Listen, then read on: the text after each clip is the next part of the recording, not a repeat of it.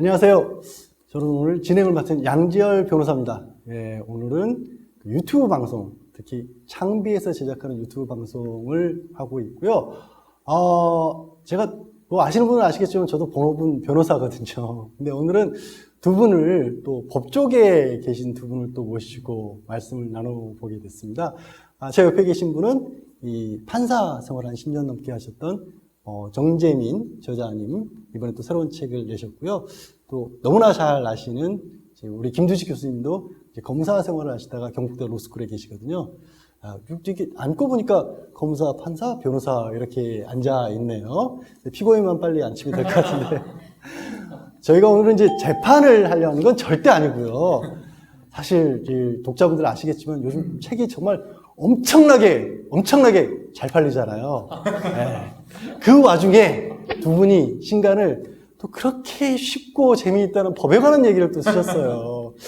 도대체 이분들은 어떤 생각으로 이렇게 책을 내셨는지, 책과 관련해서 또 그리고 기왕에 이제 법조계 분들을 모셨으니까 어떤 사회 법과 관련된 얘기를까지 좀 잠깐 나눠볼까 합니다. 어느 분이 먼저 책 얘기를 좀 해주실까요? 네, 정 변호사님 먼저. 네, 저는 정재민이라고 합니다. 그러니까 저는 그 심야식당이라는 TV 드라마를 좀 되게 좋아했었는데요. 심야식당 보면은 그 주방장이 얼굴에 칼 자국 있는 주방장이 나와서 이제 가운데 앉아 있고, 이제 밤마다 이렇게 손님들이 한두 분씩 오셔가지고 자기 사연을 가지고 옵니다. 이제 심야식당 그 주인장은 그냥 음식을 이제 만들어줍니다. 그 사람이 원하는 음식을. 이제 먹으면 뭐 위로가 되겠죠. 심야식당 보면서 항상 나도 자꾸 법정이 떠오르더라고요. 나도 저런 법정에서 뭐 말도 안 되는 이야기지만 판타지지만 나도 그냥 이렇게 앞치마 두르고 재판하는 대신 판사가? 예, 그 법대에 그냥 음식을 차려놓으면 뭐 계란말이도 차리고 뭐 그럼 얼마나 재밌고 좀 편안해질까. 예, 근데 뭐 아마 법정에 들어가면 계속 불편하니까 저도 긴장하고 그 오신 분들 긴장하고 이렇게 해서 그랬던 것 같습니다. 그래서 이제는 판사가 아니니까 한번 심야식당 주방장처럼 음식을 차리는 기분으로 좀 그 법정 이야기를 좀 해봐야겠다. 그러니까 판사는 판결로 말한다고 해서 법정에서는 사실 뭐 속에 있는 말을 하면 안 되잖아요. 감정을 드러낼 수도 없고 뭐 저의 생각을 자유롭게 이야기할 수도 없고. 근데 그때 꾹 참았던 말들을 이번에 한번 좀 다 털어내 봐야겠다, 이런 마음으로 이 책을 지었는데 제목이 지금부터 재판을 시작하겠습니다 입니다. 김두식 교수님도 네, 저는 그냥 이번엔 역사책, 가벼운 역사책을 하나 썼고요. 그래서 법률가들이라고 우리 대한민국 법조계가 어떻게 탄생했는가, 판사, 검사, 변호사들은 어떤 사람이었고 그 사람들이 이 해방에서부터 한국전쟁에 이르는 시기에 어떤 일을 겪었고 그게 오늘날의 법조계에 어떤 영향을 끼치고 있나, 뭐 이런 걸 적은 아주 가벼운 책을 한 권 썼습니다. 네.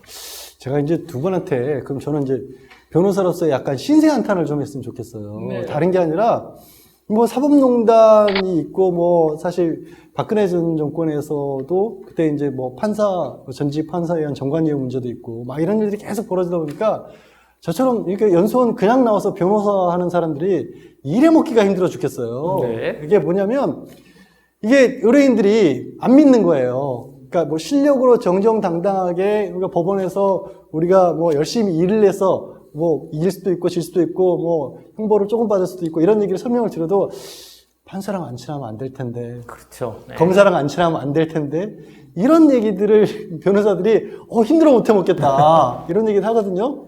이 부분은 그러니까 제가 힘들다는 게 아니라요, 사실은 국민들이 그만큼 이제 법원 검찰에 대한 신뢰가 떨어져 버렸다는 얘기예요. 이거 어떻게 극복해 나갈 수 있을까요? 이거 다시 이제 정 변호사님부터 그럼 말씀 좀 해주시죠. 팀장님이라고 불러드려야 되나? 그게 참 쉽지 않은 문제인 것 같아요. 그러니까 그거는 국민들이 이제 불신을 하는 건데, 뭐 법조계뿐만 아니라 뭐 공직 전반에 대해서도 뭐 사회 곳곳에 대해서 사실 불신이 있죠. 그래서 불신으로 인한 비용도 굉장히 크고. 근데 그건 참 그냥 뭐 사실 뾰족한 수가 있겠나 싶고 그 뭐 자기가 그 각자의 그 자리에 그 롤을 충분히 다 이제 하는 것밖에 없지 않나. 굉장히 더디게 조금씩 바뀌어갈 수밖에 없지 않나 싶습니다. 법원이든 검찰이든 뭐 변호사든 예를 들어서 뭐 교수님 저는 갑자기 든 생각이 저는 그런 생각도 하거든요. 그냥 이거 제 사견입니다만 뭐 이렇게 정관예우 같은 거를 없앨 수 있는 걸로 국민참여재판법을 확 늘린다거나 그러면 뭐 판사나 검찰이나 이렇게 직접적으로 개입할 여지가 줄어드니까 그런 어떤 확 급진적인 어떤 요소가 필요할까요? 아니면 지금 얘기하신 것처럼 그래도 현재 지나가는 상황, 수사 상황을 지켜보면서 조금씩 안정을 찾아가는 쪽에서 맞는 걸까요? 근데 지금 이제 여러 사건들이 터지니까 막 역사상 가장 나쁜 법원과 검찰이 움직이는 것처럼 보이지만 그건 아니더라고요, 우리가 사실. 사실 20여 년 전에 경험해 본 검찰, 법원이라고 하는 거는 제가 너무 부정적인 부분을 얘기하는지 모르겠지만 변호사님들 자유롭게 판사실, 검사실에 드나들고 그 다음에 차 한잔 마시고 가면서 차값 주고 가시고 10만 원씩. 적은 값이 아니었죠, 그게.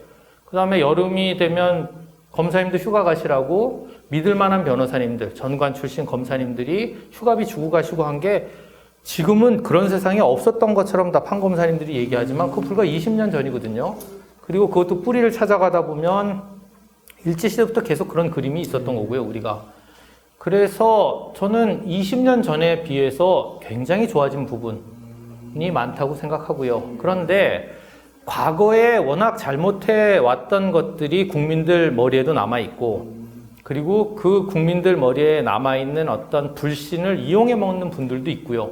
우리가 약간 독버섯처럼 자라난 중간 브로커 계층이 있지 않습니까? 이 브로커는 뭐 굉장히 다양한 사람들이지만 그래서 실제로 변호사님이 나 수임료 1,000만 원 달라고 하면 안 내놓으면서도 내가 한 500만 원 판사한테 갖다 줘야 되니까 1,500만 원 내놓으세요 하면은 바로 돈을 내놓는 실제로 의뢰인들이 다 그러고 있거든요. 그게 그러다 보니까 이 신뢰 회복은 지금은 우리는 깨끗하다 이렇게 얘기해서 될 거는 아니고 저는 예전에 우리가 잘못한 게 있었고 그 불과 20년 전까지 지금 법원 검찰의 최상층부를 구성하고 있는 분들이 그 시대의 유산들이고 자기들은 근데 이후에는 사실 정말 좋아졌지만 안 믿으시니까 저희가 앞으로는 더 열심히 하겠고 그 다음에 설명 의무를 다해야 되고 끊임없이 설명하고 계속 이야기하고 어쨌든 설득하고 근데 그와 더불어서 저는 우리 사법이 좋은 방향으로 나가기 위해서 매우 중요한 어떤 한 단계는 저는 판검사 숫자를 늘리는 거라고 생각하고요.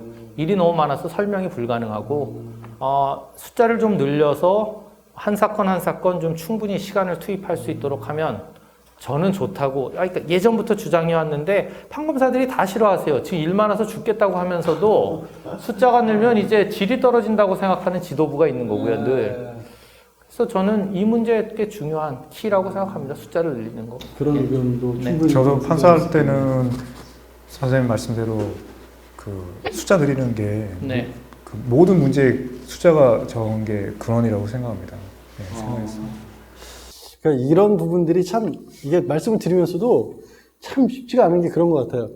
참 시간이 오래 걸리는 것 같아요. 그래서 아까 말씀하신 것처럼 결국에는 꾸준히 특히 법조인들이 책임 있는 자리에서 열심히 설명하고 말씀드릴 수밖에 없다는 게 뭐 최근에 뉴스에서도 매번 뭐 누가 강력 사건만 나오면 이번에도 또 심신감경 되는 거 아니야? 네. 그러니까 사실 조두순 사건 이후로 음주감경 같은 게 거의 없다는 걸 그러니까 변호사들은 다 알고 판검사님들 다 아는데도 아직도 언론에서는 그 얘기를 하고 있어요. 10년이 넘었는데도 그러니까 그런 거를 극복해 나갈 수 있는 경우는 느리지만 신뢰를 회복해 나가는 거고 그런 의미에서 보면은 사실은 이렇게 이제 법조계 몸을 담고 계신 분들이 책을 이렇게 쓰시는 게 굉장히 중요한 작업인데 얘기가 나온 김에 이제 그동안 쓰셨던 책들 또 혹시라도 이제 가신관들이 나왔지만 또 앞으로 내가 결국 이제 이런 것들을 필자로서 뭐 기여를 하고 있다, 뭐 생각하고 있는 게 있다라는 게 있다면 좀 밝혀주시죠. 네. 저는 예전에 그 소설을 3편 썼습니다. 독도 인 더 헤이그라는 국제 소송하는 그 소설을 썼고, 그다음에 보헤미안 랩소디라는 또 심리학의 바탕을 둔 소설을 썼고, 그다음에 소설 이사부라는 역사 소설도 한번 써봤고요. 그다음에 뭐 이렇게 뭐 국제법과 함께 읽는 독도 현대사 같은 그런 책도 썼습니다. 3권밖에 안 썼는데 상을 그렇게 다 쓰신 거예요? 운 좋게 2권. 아, 3권 썼는데 2권을 큰 문학상을. 야, 이거 어마어마한. 받을 때까지 쓴 거예요. 계속 홍보해가지고. 계속 홍보해서. 아무나 그렇게 못해요. 받은 것만 된 네, 거죠. 네, 아무나 그렇게 못해요. 예. 그래서 기적적으로 이렇게 됐고.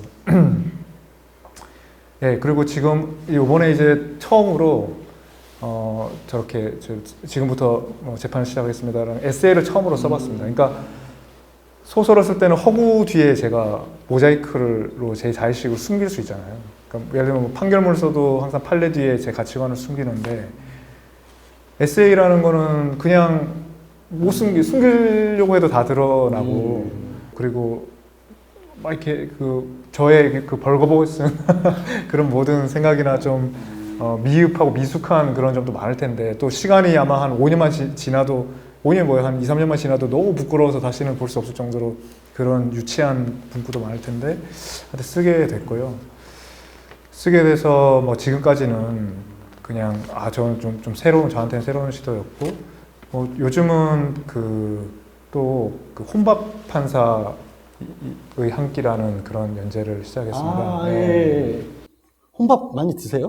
예전에 혼밥 예전에 혼밥이 유행하기 전에 저는 그냥 한번 왜 혼자 밥 먹으면 안 되나 약간 저는 좀 안 해봤던 걸 좀 한번 두들겨보고 싶은 그러니까 되게 겁이 많은 사람인데 그 겁은 많지만 또 호기심이 많아서 아주 조심스럽게 뭐 한 번씩 해보고도 했는데 요즘 이제 다 덩달아 이제 혼밥도 많아지고 해서 좀 재미는 떨어졌는데 상을 괜히 받으신 게 아니구나. 이게 뭔가 성견 지명이 있으시구나. 예. 그래서 혼자 가서 밥 먹고 목구멍에 뭐가 넘어가고 따뜻한 게 채워지면 위로가 되게 크게 되더라고요. 그래서 재판 받다가 이렇게 재판 받으면 물론 재판 받으신 거 아니에요? 재판 하신 재판하면 거죠. 받으셨던 피고인들이 화내요. 그러면 재판하면 받으시는 분이 훨씬 상처를 많이 받겠지만 하는 사람도 상처를 받거든요.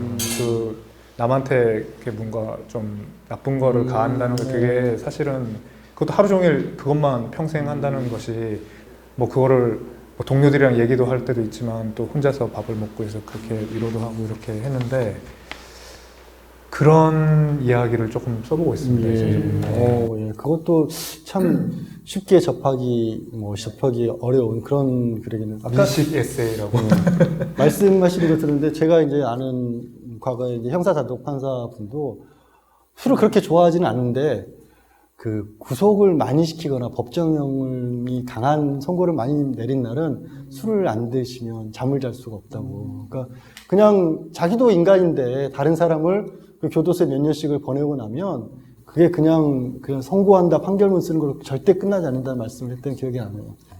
교수님은 앞으로 근데 이번 책은 어쨌든 제가 영혼을 갈아 넣은 정말 열심히 썼고요. 그 재미도 있고 그리고 좀 거창한 얘기일 수 있지만 요즘 서점에 가서 보면 어쩜 그렇게 디자인도 똑같은 책들이 서점의 이쪽 끝부터 저쪽 끝까지 교보문고든 영풍문고든 어쩜 디자인도 다 똑같아요. 똑같은 어떤 그림, 상체가 약간 큰 어떤 남자하고 여자가 앉아있는 만화 같은 그림들로 가득 찬 마음을 위로하는 책들로 가득 차 있는데 물론 이유가 있습니다. 우리가 일상생활에서 늘 서로 욕하고 절대로 칭찬 안 하는 문화다 보니까 책이라도 읽고 위로를 받아야 되는 거예요, 사람들이. 근데 책이 이쪽 끝부터 저쪽 끝까지 다 위로하는 책인 거는 저는 그냥 나라가 망하고 있다고 생각하고요. 제가 사실 저를 아시는, 제가 옛날부터 책다방도 진행하고 별거 다 했었는데 그때 저를 아시는 분들은 저 사람들 겸손하게 얘기하는 사람인데 왜 저러다 싶겠지만 전 진짜 위기의식을 느끼고 저는 이 판도를 좀 바꾸고 싶었어요. 이 판도 자체 우리가 책은 어쨌든 지식과 정보를 얻는 게 출발이고 재밌게 그러나 깊이 있는 이야기를 나누는 장이다. 그런 걸 한번 보여주고 싶은 책을 새로 썼다. 뭐 이렇게 말씀드리고 싶습니다. 사실 제가 이제 마지막 질문으로 그런 말씀을 드리고 싶었어요. 여쭤보고 싶었어요. 네. 그러니까 뭐였냐면 앞으로 책을 보는 독자들의 입장, 시선 이런 것들이 어떻게 바뀌었으면 좋겠다. 앞으로 독서 시장이 어떻게 변했으면 좋겠다라는 얘기를 여쭤보고 싶었는데 미리 답을 주셨기 때문에 네. 결국 마지막 질문은 이제 네. 이렇게 드려야 될 것 같습니다. 이제 책을 새롭게 내셨지만 사실 이제 교수님만 해도 오래전부터 책을 많이 겪으셨고 또 좀 많은 선배이시고 고참이시고 이제 비록 문학상을 2번이나 거머쥐셨지만 작가로서는 신인이기 때문에 아직 풋풋하시니까 앞으로 우리 독자들이 우리 독서 시장을 어떻게 좀 뭐 맞아줬으면 좋겠다. 이렇게 우리 독서 시장에 갔으면 좋겠다를 마지막 질문을 드리겠습니다. 이렇게 어려운 질문만 진짜. 저는 뭐 저 자신이 아직 독자고 뭐 책을 많이 읽은 것도 아니고 뭐 감히 이제 뭐 독자들이 어떻게 갔으면 좋겠다 이런 생각을 워낙 사람들마다 다를 거고요. 또 책이라는 것이 어떻게 살아남을 수 있나 뭐 이런 생각도 드는데 저는 그래도 뭐 긍정적으로 봅니다. 그러니까 꼭 사람이 뭐 저는 아직 뭐 인생 경험이 두 분에 비하면 훨씬 짧지만 기본적 욕구를 충족하고 나면 그 잉여를 재미와 의미로 채우고 살아간다고 생각합니다. 다 따지고 보면 재미와 의미예요. 예를 들면 뭐 담배 끊었다가 담배 끊는 사람도 막 의미와 막 붙여요. 내가 왜 담배를 이날부터 끊어야 되지? 또 다시 피는 사람은 내가 왜 담배를 다시 필 수밖에 없는지 그거에 대해서 또 의미를 막 당구 칠 때 뭐 이쪽에 들어갔을 때 그 의미를 부여하고 막 또 좋아하고 또 거기에 재미가 또 의미가 있는 거죠. 그러니까 재미와 의미를 항상 찾는데 재미와 의미를 가져다 줄 수 있는 건 사실 그 스토리거든요. 그러니까 우리가 살면서 어딘가에 다 스토리를 다 붙여놓고 살고 있습니다. 우리 오늘 모인 것도 사실 재미와 의미가 있고 그 바탕에는 또 스토리가 있는 거죠. 그래서 사람들은 거기에 어떤 욕구가 있고 그게 이제 그동안에는 이제 책으로만 충족시켜 줬다면 지금 이제 그런 매체가 다양해진 거죠. 그래서 그런 부분에 더 쓰는 사람이건 읽는 사람이건 집중을 하면 좀 더 재미있고 의미 있는 삶 자체를 살 수 있지 않을까 뭐 그렇게 생각합니다. 예, 알겠습니다. 사실 이제 얘기를 막 하다 보니까 제가 뭐 진행을 하면서 두 분이 새로 책을 내셨는데 책 제목을 제대로 소개를 한 번도 안 해드렸어요. 이제 옆에 계신 정재민 저자님은 지금부터 재판을 시작하겠습니다. 를 쓰셨고요. 예, 지금부터. 그리고 우리 김두식 저자님은 법률가들을 쓰셨습니다. 두 분 책 다 성공하고 사랑 많이 받으시기를 기원하겠습니다. 오늘 저희 얘기는 여기서 마무리하겠습니다. 지금까지 저는 양기열이었고요. 정재민입니다. 네, 김두식이었습니다. 네, 고맙습니다. 네.